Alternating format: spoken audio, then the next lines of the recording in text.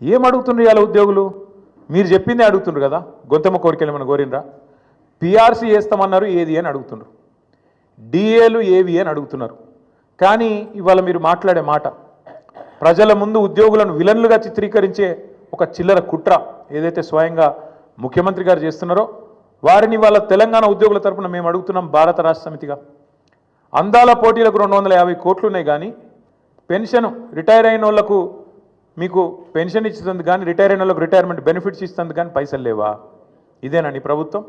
ఇదేనా నీ ప్రాధాన్యత? నన్ను కోసుకొని తింటారా అంటుండు ముఖ్యమంత్రి. నన్ను కోసుకొని వండుకొని తింటారా? ఇదొక ముఖ్యమంత్రి ప్రభుత్వ ఉద్యోగులను ఉద్దేశించి మాట్లాడిన మాట.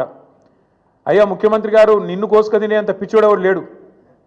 నువ్వే నీ తలమాసిన విధానాలతో రాష్ట్రాన్ని కాల్చుక తింటున్నావు.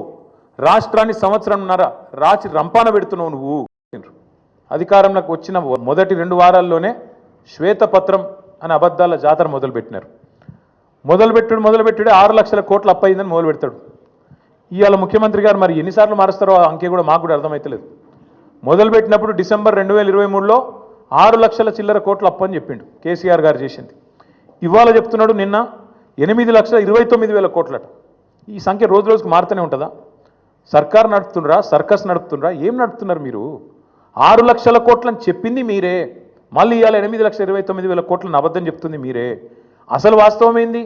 4,17,000 కోట్లు మాత్రమే టీఆర్ఎస్ బీఆర్ఎస్ ప్రభుత్వం చేసిన అప్పు. 10 ఏళ్ల కాలంలో సంవత్సరానికి మేము చేసిన అప్పు కేవలం 40,000 కోట్లు మాత్రమే.